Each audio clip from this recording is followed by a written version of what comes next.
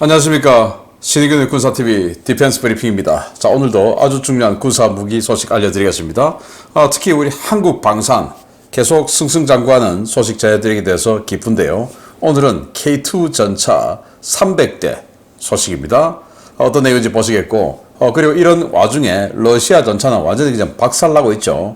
그래서 러시아가 전차가 너무나 없고 화력이 너무나 딸리다 보니까 정말 놀라운 전차를 가지고 나왔습니다. IS-3 스탈린 전차라고도 하는데, 그 스탈린 전차가 2차 대전 때 제대로 활약을 못해서 지금 한번 활약을 해보려는 것인지 무려 80년의 시공을 뛰어넘어서 지금 등장했습니다. 놀랍죠? 어떤 상황인지 보도록 하겠습니다. 신의균의 군사TV 구독, 알림, 좋아요 눌러주십시오.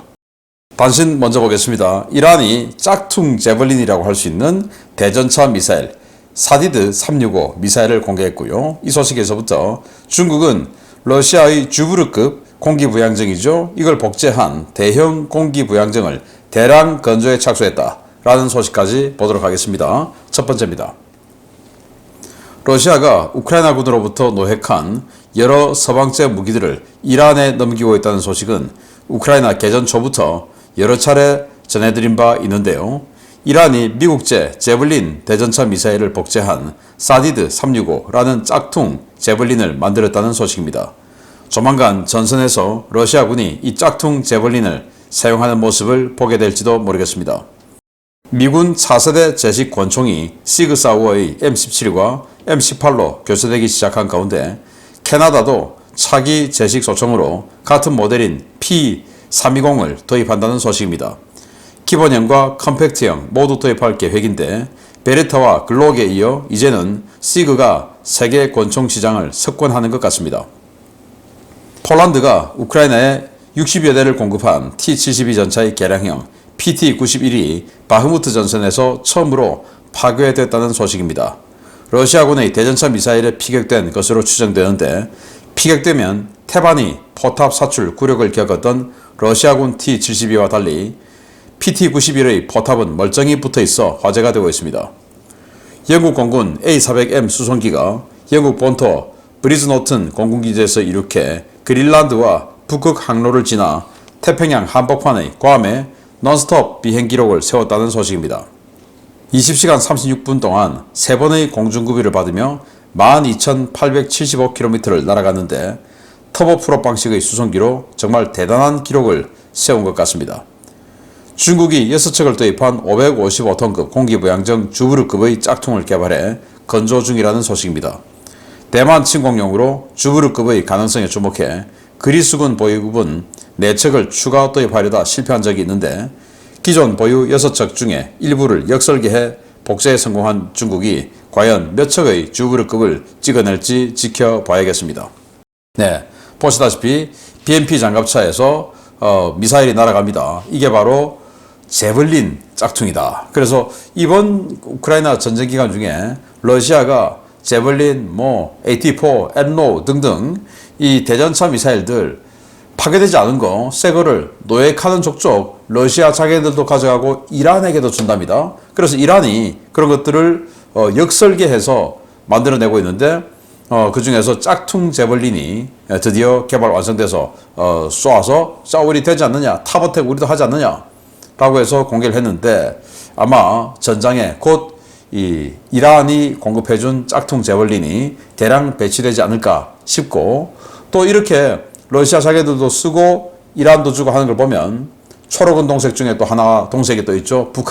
북한도 이런 제블린 짝퉁을 곧 만들게 되진 않을까라는 생각이 드네요. 우려스러운 내용인데, 이 탑어택 위에서 공격해 들어오는 방식의 이 미사일에 대응하기 위한 상부 장갑, 폭발 반응 장갑 추가, 그리고 능동 방어 장치 탑재 등이 정말 아주 진하게 요구되고 있습니다. 우리 K1 전차 구형이니까 그건 뭐 하지 말자. K1 전차에도 4명이 탑승하는데 다 우리 아들들입니다. 지켜내야 됩니다. 장갑차 좀 싸니까 하지 말자. 능동 방어 장치 하지 말자. 장갑차는 10명 탑니다. 우리 아들들이. 그러니까 다 지켜내야 됩니다. 능동 방어 장치 이제는 필수품이다 라는 걸 우리 육군에 꼭 강조하고 싶습니다. 자, 미국이 M1911부터 시작해서 콜트죠. 베라타부터 시작해서 계속 이렇게 쓰다가 미국이 이제 이 시그사우어의 P320을 M17, M18 그러니까 표준형은 M17, 단축형은 M18로 부르고 미국이 채용을 하니까 이제 캐나다도 원래 브라우닝 GP9이라고 하는 이걸 제식으로 쓰고 있었는데 이게 1930년대에 개발됐다고 그래요. 브라우닝 PT9이 M1911은 1912년이죠. 그래서 M1911은 11.43mm의 총탄인데 브라우닝 GP9은 그래도 9mm입니다. 그렇지만은 너무 오래되고 구식이니까 우리도 새 걸로 바꾸자 해서 미국과 똑같은 시그사우어의 P320을 도입하게 되는데 이제 이 독일의 시그사우어가 정말 세계 권총 시장을 석권하는 이런 시대가 오게 되는 것 같습니다. 자, 이 영상 캡처본인데요. 제가 영상을 보여주고 싶지만 이 워터마크를 너무 진하게 박아서 영상을 공개를 하지는 못하겠고 여기 있는 이 캡처본 중에서 뭐 불이 세게 났습니다. 이게 바로 폴란드가 T-72 전차를 개량해서 PT-91 그러니까 폴란드의 탱크다 해서 PT 그리고 91은 뭐냐 91년도에 개조 개량했다라는 거죠. 그래서 이걸 대량으로 우크라이나에 줬고 T-72의 개량이라고 봐야 됩니다. 서방제 통신 장비 뭐 이렇게 다 할 수 있도록 그런데 이렇게 여기서 이 정도 불이 나는 것 같으면 조종석에서 화염이 솟구치는 건데 조종석 뒤에도 포탄 다 있죠. 캐로젤 방식이니까. 그런데 이건 포탑 사출이 안 됩니다. 안 됐습니다. 러시아 전차는 이 정도 불 났으면 그냥 포탑 뚜껑 날아가 버리죠. 유폭이 일어나서. 근데 이건 유폭이 안 일어났다라는 놀라운 소식이고 그리고 이제 이 동영상을 보면 안타까운 게 폴란드에서 준 이 PT-91 그리고 체코에서 준 또 T-72로 보이는 T-72 하나 그리고 여기 또 위에 있습니다. 이게 M123 미국제 구형 장갑차죠. 우리 한국의 K200 같은 그게 같은 장소에서 세 대가 다 격파됐어요.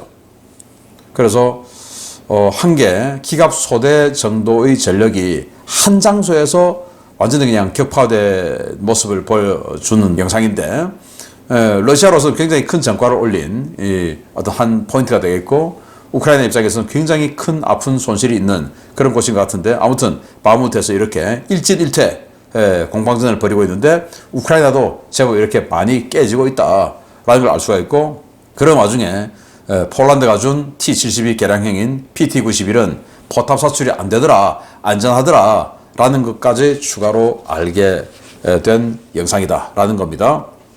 자, A400M 수송기가 런던에서 영국에서 출발해서 괌까지 12,875km를 논스톱으로 20시간 36분 동안 날아갔는데 3번의 공중급유.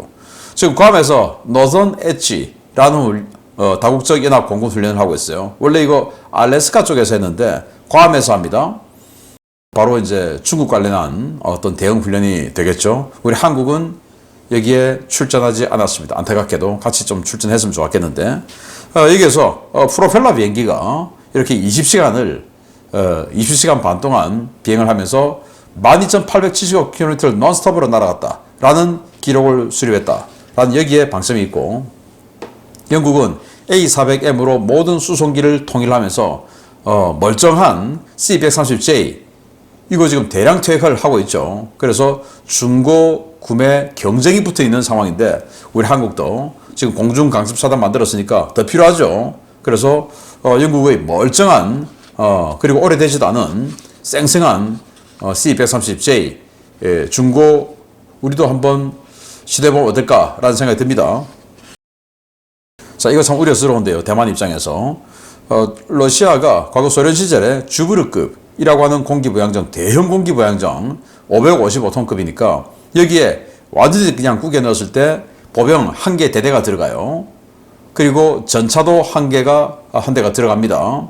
전차 한 대가 뭐라고? 전차 한 대를 싣고 보병을 수백 명을 태우고 그리고는 아주 빠른 속도로 돌입할 수 있고 여기에 또 자체 무장이 또 있어요. 사격까지 하면서 상륙을 할 수 있으니까 이게 얼마나 대단합니까?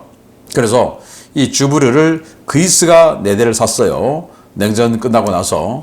그런데 그리스가 이제 뭐 이 러시아제 무기 쓰는 거 좀 부담스러운 상황이니까 중국이 그거 우리한테 팔아라 하는 걸 이제 중국한테는 못 판다. 이제 이렇게 됐죠. 왜? 이제 중국이 또 적이니까 나토의 적으로 이제 중국까지 이렇게 대두시키고 있죠.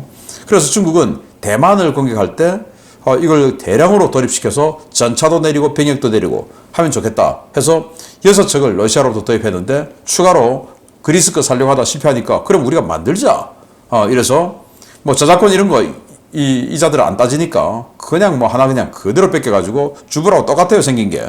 그걸 지금 만들고 있는데 얼마나 찍어낼지 대만 입장에서는 굉장히 불안하겠다라는 생각이 듭니다. 자, 주요 소식 들어갑니다. 첫 번째입니다. 지난주 루마니아에서 한국 루마니아 방위산업협력 컨퍼런스가 있었다는 소식 전해드린 바 있는데요. 해당 컨퍼런스에서 루마니아가 한국산 전차 대량 구매 의지를 피력한 것으로 확인되었습니다. 이번 협상이 성공한다면 K2 전차는 나토 동부전선 전체를 책임지는 전차로 세계 전차 시장에서 그 위상을 확실히 다지게 될 것으로 보입니다. 최근 루마니아는 미국에서 54대의 M1A2 에이브람스 전차 도입 절차를 시작했지만 루마니아군 전차 도입 사업은 여기서 끝나지 않을 것이라고 루마니아 국방부 산하의 군비총국 테오도르 인시카슈 국장을 인용해서 디펜스 루마니아가 현지 시각 7월 10일 보도했습니다.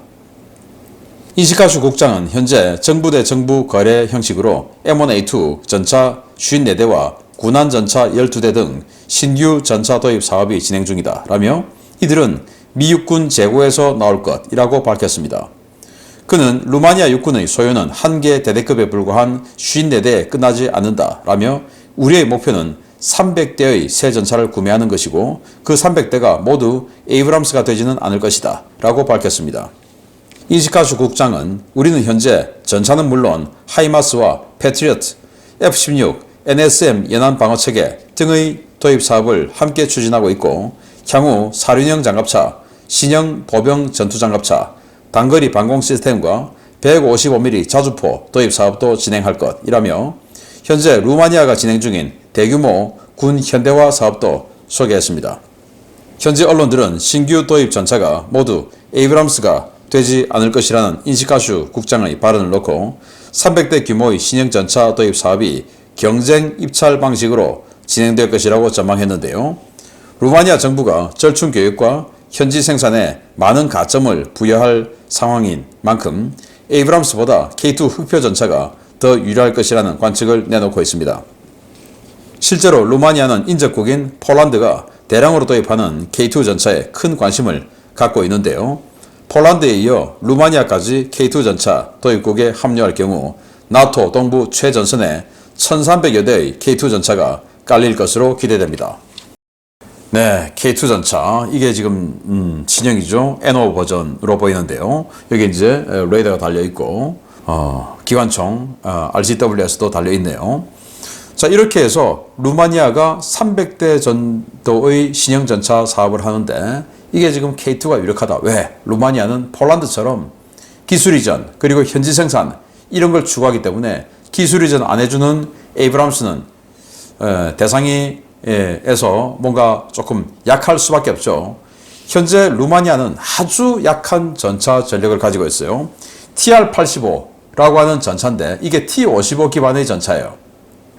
이걸 289대 그리고 진짜 T-55 이걸 120대에서 총 한 400대 정도의 전차를 가지고 있는데 그게 뭐 그냥 다 T-55거나 T-55 기반의 전차니까 정말 뭐 전차 전력은 거의 없는 거나 마찬가지다 라고 할 수 있을 정도고 이 전차 400여 대를 다 대체 뭐 100% 대체하지는 않겠지만 전력이 이제 업그레이드가 되니까 그런데 그걸 미국이 에이브람스 전차 같은 경우는 기술 이전도 안 해주는데 그걸 다 할 리는 없다라는 거죠. 그래서 이제 한국하고 방산협력 컨퍼런스를 하면서 이렇게 루마니아 군비총국장이 육군 소장이에요. 이 사람이 에이브람스 다 되진 않는다 라고 이야기했다는 것은 한국과의 방산협력 컨퍼런스에서 그 말을 했다는 것은 에이브람스 아니고 K2 하고 싶어요. 그러니까 기술 이전 많이 해주고 폴란드처럼 차관도 좀 많이 주세요. 이 말 안 되겠냐 라는 겁니다. 자, 그래서 이 폴란드의 1000대의 K2 전차, 루마니아의 300대의 K2 전차 그러면 이 나토의 동쪽 경계선에 이 K2 전차가 1300대 정도 깔리게 되겠죠. 그리고 발트의 상국이죠. 에스토니아, 리투아니아, 라트비아 이 나라들이 한 개 대대씩 정도 하면 거의 한 1400대 정도의 K2 전차가 나토 최전방에 배치가 되는 이런 상황이 되겠다라는 건데 그렇게 되기를 기대해 보겠습니다. 300대. 와. 자, 두 번째입니다. 최첨단이라는 T-90과 T-80으로 시작된 러시아의 우크라이나 침공 작전이 갈수록 시간을 거슬러 올라가고 있습니다. T-62와 T-54가 등장한 데 이어 이제는 2차 세계대전 당시 독일군과 싸웠던 전차가 전선에 등장했다는 소식입니다. 러시아군이 남부 도네츠크 지역에 제2차 세계대전 당시 소련군 주력 중전차였던 IS-3 전차를 반입하기 시작했다고 복수의 오신트 소식통이 현지 시각 7월 10일 리포트했습니다. 소식통들은 도네츠크 전선 후방에서 활동하는 다수의 IS-3 전차가 식별되었으며 해당 전차들은 올해 초부터 복원돼 전선으로 이동했다라고 전하면서 몇 개의 영상과 사진들을 공유했습니다. IS-3 중전차는 제2차 세계대전 당시 독일군의 티거와 같은 고성능 전차들을 상대하기 위해 당대 최강의 대구경 전차포였던 D-25T 122mm 강선포를 탑재해 개발한 대형 중전차인데요. 당시 전장의 게임 체인저로 개발된 무기였던 만큼 전차 이름도 서기장인 이오시프 스탈린의 머리 글자를 따 IS-3로 명명했습니다. 이 전차의 주포는 220mm 이상의 장갑판을 관통할 수 있었고 이 전차의 전면 장갑은 포탑 전면 기준 250mm에 달할 정도로 강력했는데요. 당대 주력 전차였던 T-34-85 전차가 32톤에 불과했던 것과 달리 이 전차는 46.5톤에 달하는 덩치를 가지고 있었습니다. 러시아는 지난 2014년 돈바스 전쟁 때도 이 전차 일부를 복원해 이동식 포대로 사용한 적이 있었는데요. 지난 3월 치장 창고에서 복원돼 전선으로 이동하는 것이 식별된 후 전장에서 발견된 것은 이번이 처음입니다. 2차 세계대전 당시 현역이었던 전차를 가져와 전선에 투입하는 것은 러시아군의 전차 부족이 그만큼 극심하다는 것인데요. 도대체 러시아 시간을 어디까지 거슬러 올라가려는 것인지 모르겠습니다. 지금 이겁니다. 모자이크가 이렇게 심하게 되어 있는 건 이 배경사진을 보면 어딘지 알고 그래서 누가 찍었는지 누가 유출했는지 알 수 있기 때문에 모자이크를 하고 요것만 지금 딱 내놓은 버전인데 이 처음 보는 형상의 전차 이게 바로 IS-3 스탈린 3라는 전차예요. 자, 이게 우크라이나 전장에서 현재 견인되어서 전장으로 배치되고 있는 모습인데 이건 아마 자체 기동을 못하는 버전인 것 같습니다. 그러니까 견인해서 끌고 가서 어딘가에 참호 이런 데 갖다 놓고 시동을 못 걸면 뭐 완전히 그냥 이렇게 돌려서 수동으로 장전해서 쏘는 포를 쏘는 이런 그 참호포 용도로 쓰지 않을까라고 생각하네요. 122mm 전차포니까 이거 나름대로 뭐 좀 쏠쏠하게 화력 지원용으로는 정확하든 말든 그걸 떠나서 일단 이 상당히 센 포가 날아온다라고 하는 억제력 정도는 줄 수 있다라고 생각이 되고 이게 2차 세계대전 말기에 만들었어요. 44년에 개발 완료되고 45년 초에 실전 배치됐는데 실전 배치된 직후에 독일이 항복해버렸죠. 그래서 이 전차의 컨셉은 뭐냐? 당시만 해도 MBT, 그러니까 메인 배틀 탱크, 주력 전차라는 개념이 없었고, 라이트 탱크, 미디엄 탱크, 헤비 탱크, 이런 식으로 전차도 경전차, 미디엄, 그러니까 중간급 중전차, 그리고 헤비, 중전차, 이런 식으로 나뉘어져 있던 시절에 헤비 전차, 중전차로 만들었어요. 왜냐? 독일의 티거 전차와 상대하려고 하니까 티거 전차가 88mm 주포를 가지고 있어서 한 220mm 정도의 관통력을 가진다고 그래요. 그러니까 그걸 막을 수 있는 방어력, 그리고 이 티거의 이 장갑이 180에서 한 220mm 되니까 그걸 뚫을 수 있는 관통력, 이 정도가 필요해. 그런데 T-34 가지고는 어림도 없어. 그러니까 티거를 상대하기 위해서 만들었는데 만들자마자 독일이 항복했죠. 그래서 2014년 돈바스 내전 당시에 이거 보시면 밑에 받침대 있죠. 박물관, 전시소, 공원에 있는 전시소 이런 거예요. 우리로 지금 전쟁기념관 이런 거. 여기에다가 돈바스 반군들이 시동을 부릉 걸었어요. 우와, 걸린다, 거려! 하고는, 야, 이거 가지고 가자. 해서 이제 가지고 가는 그 모습. 그러니까 14년도에도 현장에서 쓴 겁니다. 그리고 지금, 14년 돈바스 내전 당시에 정부군에 노역돼서 이렇게, 우크라이나 국기가 걸려있는 모습이었고, 그러니까 14년도에 좀 광범위하게 쓴 것 같아요. 이게 이제 1945년 9월 7일 베를린으로 전승기념 행사할 때 대규모로 지금 들어가고 있죠. 이게 지금 도네츠크에 등장했다. T-62가 등장하더니 그 다음에 T-54, 55가 등장하더니 이제는 44년에 개발 완료된 IS-3, 여러분들 IS-3 들여다 보셨습니까? 이런 진짜 박물관 전차가 나왔다. 이게 러시아의 현실이다. 이래도 러시아가 세계 랭킹 2위냐? 러시아가 이긴다고 할 수 있느냐라는 겁니다. 계속 알려드리겠습니다. 마치겠습니다. 감사합니다.